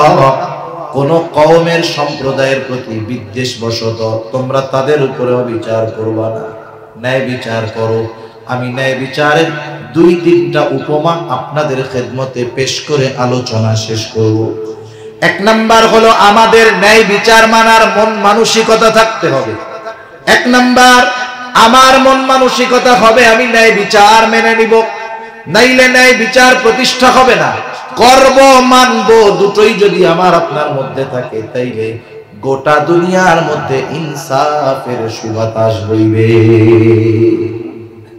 ইমাম শাফিঈ রাহমাতুল্লাহি আলাইহি বলেন, যেই জাতির মধ্যে ন্যায় বিচার আছে, ইনসাফ আছে, যেই সমাজে ন্যায় বিচার আছে, ইনসাফ আছে, যেই সম্প্রদায়ের মধ্যে ন্যায় বিচার আছে, ইনসাফ আছে, এরা বড় সৌভাগ্যবান। যে জাতির মধ্যে নাই, এদের দুনিয়ার যত আসবাব থাকুক না কেন, এদের মতো দুর্ভাগা আর কেউ নাই। ঠিক কিনা বলেন? আজকে দুনিয়ার মধ্যে ন্যায় বিচার, ন্যায় বিচার যদি না থাকে, সমাজে অপরাধ বাড়ে, আইন যত বানানো হোক কাজ হয় না। সম্ভবত অ্যারিস্টটল বলেছেন, যে সমাজে অপরাধের সঠিক বিচার হয় না, ওই সমাজে কোনোদিন অপরাধ কমে না, বরং দিন যায় আরো বাড়ে। মনে করে একজন যদি দেখে যে 5 খুন কইরাও 7 খুন কইরাও ও জামাইয়া ধরে আছে, কিছুই হয় না, তাইলে বলেন তো অন্যান্য যাদের মনে চায় যে আমার শত্রুরে মাইরা দিব, ওরা যখন দেখবে 7 মার্ডার কইরা আরামে আছে, তাইলে ও চিন্তা করবে আমিও মাইরা দেই, অসুবিধা কি, ফাঁসি তো আর হবে না। ঠিক কিনা বলেন? কিন্তু যদি ন্যায় বিচার হতো, তাহলে আরেকজন ভয়ে থাকতো যে ওরে বাবা, ওরে ছাড় দেওয়া হয় নাই, আমিও ছাড় পাবো না, সমাজে এমনি অপরাধ কমে যেত। হযরত আলী রাদিয়াল্লাহু তাআলা আনহুর ঐতিহাসিক ঘটনা। আলী রাদিয়াল্লাহু তাআলা আনহু আসতেন বাজারে। বাজারে আইসা দেখেন একজন অমুসলিম আহলে কিতাব, সে একটা বর্ম বিক্রয় করতেছে। আমাদের আধুনিক ভাষায় হলো বুলেট প্রুফ জ্যাকেট। আগে লৌহ বর্ম গায়ে দিত যাতে করে তলোয়ার অস্ত্রের আঘাত গায়ে না লাগে। মনে করেন আপনার জুতা যদি হারায় যায় কোথাও, আপনার জুতা যদি হারায় যায়, একই সাইজের 10 জোড়া থাকলেও আপনারটা পায়ে ঢুকাইলে আপনি টের পাবেন না এটা আমার। যে জিনিস আপনি 10 বছর ব্যবহার করতেছেন, আপনি দেখলেই তো বুঝবেন যে এটা আমার জিনিস, যতই রং টং কালিকুলি করা হোক। হযরত আলী রাদিয়াল্লাহু তাআলা আনহু দেখলেন এই তো আমার লৌহ বর্ম, যেটা কয়েকদিন আগে হারায় গেছিল। তিনি গিয়া ধরছে, এই বেটা, এই লৌহ বর্ম তুমি পাইলা কোথায়? এটা তো আমার। ও বলে না আমার। খলিফা বলে আমার, ও বলে আমার। দুইজনের এই বিচার চলে গেল কুফার দরবারে, কুফার বিচারকের দরবারে। কাজী শুরাই তখন হলো বিচারক। দুইজনে গিয়ে কাজী শুরাইয়ের কাছে নিজেদের কথা খুলে বলল। দুইজনেই দাবি করে আমার, কিন্তু মালটা আছে ইহুদির কাছে। তাহলে এইবার খলিফাতুল মুসলিমিনের এই দাবির পক্ষে সাক্ষী লাগবে। কাজী শুরাই বলে, খলিফাতুল মুসলিমিন, এই লৌহ বর্ম যে আপনার, এই ব্যাপারে আপনার কোন সাক্ষী আছে নাকি? ঐতিহাসিকদের থেকে 2 ধরনের কথা পাওয়া যায়। একটা হলো তিনি বললেন হ্যাঁ আছে। কে? বলে আমার ছেলে আর আমার গোলাম। কাজী শুরাই বলতেছে হবে না, এই ব্যাপারে আপনার পক্ষে আপনার সন্তান আর আপনার গোলামের সাক্ষ্য গ্রহণ করা হবে না। আর এক বর্ণনায় আসছে উনি হাসি দিয়া বলছে না আমার কোনো সাক্ষী নাই। রায় পেয়ে গেছে, ইহুদি লৌহ বর্ম নিয়ে রওনা হয়ে গেছে। এইবার দুইজন অন্য বিষয়ে কথা বলতেছে, খলিফাতুল মুসলিমিন আর কাজী শুরাই। ইহুদি কিছু দূর যাওয়ার পর চিন্তা করে আহারে এই বিচারক চাইলে খলিফার পক্ষে রায় দিয়ে দিতে পারত, কিন্তু দেখো রায়টা যুক্তি অনুসারে আমার পক্ষেই আসছে, এই জন্য দিছে। অথচ বর্মের মালিক হলো খলিফাতুল মুসলিমিন। অমুসলিম লোকটা আবার ফেরত আসছে। কি ব্যাপার, কি হয়েছে? বলতেছে এই লৌহ বর্মটা খলিফাতুল মুসলিমিনের। উনি একদিন ঘোড়ায় চড়ে দ্রুততার সাথে কোথায় জানি যাচ্ছিলেন, পেছন দিক থেকে পড়ে গেছে, উনি টের পায় নাই। এইটা ওনার, আমি ফেরত দিতে আসলাম। আর ওই অমুসলিম এই ন্যায় বিচারের উত্তম দৃষ্টান্ত দেখে সাথে সাথে ঈমান এনে মুসলমান হয়ে গেছে। সর্বশেষ উপমা হাদিসের মধ্যে আসছে, নবীজি সাল্লাল্লাহু আলাইহি ওয়াসাল্লামের দরবারে একজন মহিলা চুরি করছে, তার হাত কাটা হবে। এই বিচার নবীজির দরবারে হবে। কুরাইশ বংশের 3টা শাখা ছিল, সর্বশ্রেষ্ঠ শাখা কুরাইশ বংশের হাশেমি গোত্র, কুরাইশ বংশের মাখজুম গোত্র, কুরাইশ বংশের উমাইয়া গোত্র। কুরাইশ বংশের একটা শাখা হাশেমি, এটা দুনিয়ার সর্বশ্রেষ্ঠ গোত্র। সিরাতে খাতামুল আম্বিয়ার মধ্যে আছে, জিবরাইল আলাইহিস সালাম বলেন আমি গোটা দুনিয়া সফর করছি, কোথাও কুরাইশ বংশের হাশেমি গোত্রের মতো সম্মানজনক গোত্র আমি আর দুনিয়ার কোথাও দেখি নাই। ওই গোত্রেই আসছে আমার আপনার নবী মুহাম্মদুর রাসূলুল্লাহ সাল্লাল্লাহু আলাইহি ওয়াসাল্লাম। ওই কুরাইশ বংশের আরেক শাখা হাশেম মাখজুম গোত্রের মহিলা হাত চুরি করছে, হাত কাটা হবে। সাহাবায়ে কেরাম তো নবীকে ভালোবাসতেন, নবীর বংশকে ভালোবাসতেন, নবীর বংশের মানুষগুলোকেও ভালোবাসতেন। ওরা চিন্তা করতেছে কুরাইশ বংশের শাখা মাখজুম গোত্র, এই গোত্রের মহিলা যদি একজনের চুরির অপরাধে হাত কাটা হয়, ইসলাম বিদ্বেষীরা, মুনাফিকরা, ইহুদিরা বলবে দেখ নবীর বংশের লোক চুরি করে হাত কাটা গেছে। বলে না এরকম? এক সময় এক বংশের একজন অপরাধ করে, অনেক সময় খোসা মেয়েরা বলে ও তুমি তো এই সূরার গোষ্ঠীর লোক। এরকম বলে কি বলে না? এটা কখনোই ঠিক না। ব্যক্তি অপরাধ করছে, এটা তার সাথে সম্পৃক্ত। কিন্তু সাহাবায়ে কেরাম মুহাব্বতে চিন্তা করে কি করা যায়। নবীজি হয়তো জানে না যে এইটা কুরাইশ বংশের মহিলা, মনে হয় নবীজি জানে না, নবীজিকে জানানোর দরকার। সাহাবায়ে কেরাম তো নবীর মেজাজ বুঝে, কিন্তু কে গিয়া বলবে? যায়েদ রাদিয়াল্লাহু তাআলা আনহুর ছোট ছেলে ওসামা, নবীজি তাকে অনেক আদর করে, স্নেহ করে। সকলে চিন্তা করলো ওসামারে বইলা দেই। ওসামাকে শিখায় দিছে, ও ওসামা তুমি তোমার নানার কাছে গিয়া বলবা, নানা যেই মহিলার হাত কাটা হবে সে মাখজুম গোত্রের মহিলা। ছোট মানুষ যা শিখায় দিছে গিয়া তাই বলছে। অনেক ছোট মানুষ, ওরা তো মিথ্যা কথা শিখে না, আমরা কিন্তু ওদের শিখাই। এখন ও মাদ্রাসায় যায় না, স্কুলে যায় না, কোনো ভয় পাইতেছে, আম্মু আব্বু আমি গেলে আমাদের হুজুর মারবে, স্যার মারবে। বাচ্চারে শিখায় যে তুই যাই বলবি যে আমার পেটে ব্যথা হয়েছিল, যা। এখন ছেলে গেছে, বলতেছে কি ব্যাপার তুমি আসো নাই কেন? বলে হুজুর আমার পেটে ব্যথা হয়েছিল। হুজুরও চালাক, তোমার যে পেটে ব্যথা হয়েছে কইছে কেডা? কয় আমার আম্মু বলছে আমার পেটে ব্যথা হয়েছে। আমরা এরকম ছোট ছোট বাচ্চাদের মিথ্যা কথা শিখাই অনেক সময়। তো সাহাবায়ে কেরাম শিখাইছে খবরটা নবীজির কাছে জানানোর জন্য যে ইনি মাখজুম গোত্রের মহিলা। ছোট বাচ্চা যা বলছে নবীজির কাছে গিয়া তাই বলছে। নবীজি হুজরার ভিতরে ছিলেন, সাথে সাথে নবীজি বের হয়ে আসছেন, চেহারায় রাগান্বিত ভাব। নবীজি বলতেছে তোমরা কি আমাকে এমন বিষয়ের জন্য সুপারিশ করতেছ যেই বিষয়ের শাস্তি কার্যকর করার আদেশ দিয়েছেন আল্লাহ? বর্ণনাকারী বলেন এবার নবীজি একটা খুতবা দিলেন, বলতেছে শোনো, তোমাদের পূর্বে আল্লাহ তাআলা অনেক কওমকে ধ্বংস করে দিয়েছে এই কারণে যে তাদের মধ্যে যখন কোন শরীফ বংশের মানুষ, উচ্চ বংশের মানুষ চুরির অপরাধে আটক হইত, তাকে নির্দ্বিধায় ছেড়ে দেওয়া হতো। ওই যে বংশীয় মানুষ শাস্তি দেওয়া হতো না, ছেড়ে দেওয়া হতো। আবার একই অপরাধে যদি কোনো দুর্বল মানুষকে আটক করা হতো, তাহলে ওই শাস্তি তার উপরে কার্যকর করা হতো।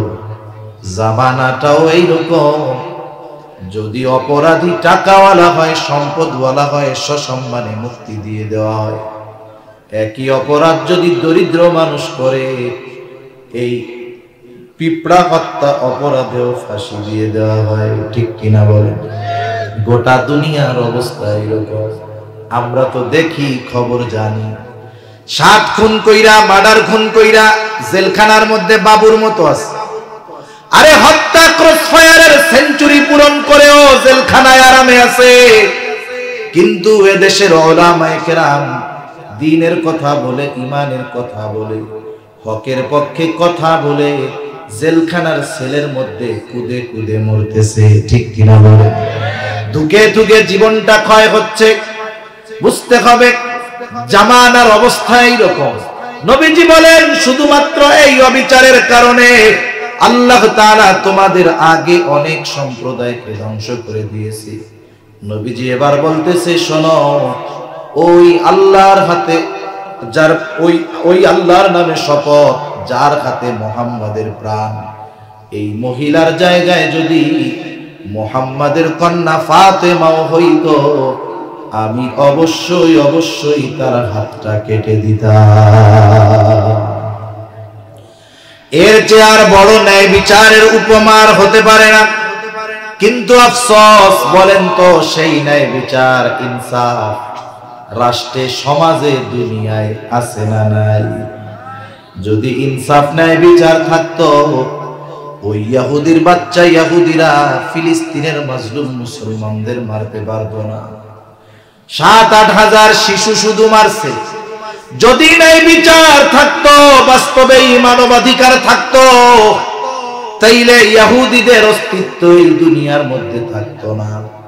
আফসোসের ব্যাপারে এই দুনিয়ায় ইনসাফ নাই, ন্যায় বিচার নাই, এই জন্য শান্তিও নাই। আল্লাহ তাআলা এই দুই বিষয়ের ওয়াজ করেন, ইন্নাল্লাহা ইয়া'মুরুকুম আন তু'আদ্দুল আমানাতি ইলা আহলিহা ওয়া ইযা হাকামতুম বাইনান নাসি আন তাহকুমু বিল আদল। 1 নাম্বার আদেশ, তোমরা আমানত হকদারের কাছে ফিরায় দাও, তার মানে আমানতদার হও।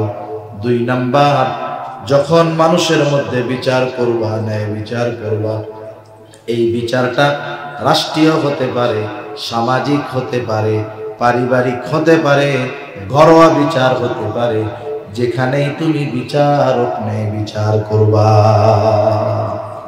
এই 2টা নির্দেশ দিবেন কে? শেষ সময় জবান খুইলা বলেন কে? আরো জোরে কে? এই 2 নির্দেশ দিয়ে আল্লাহ তাআলা নিজের ওয়াজরে নিজেই সুন্দর বলতেছে।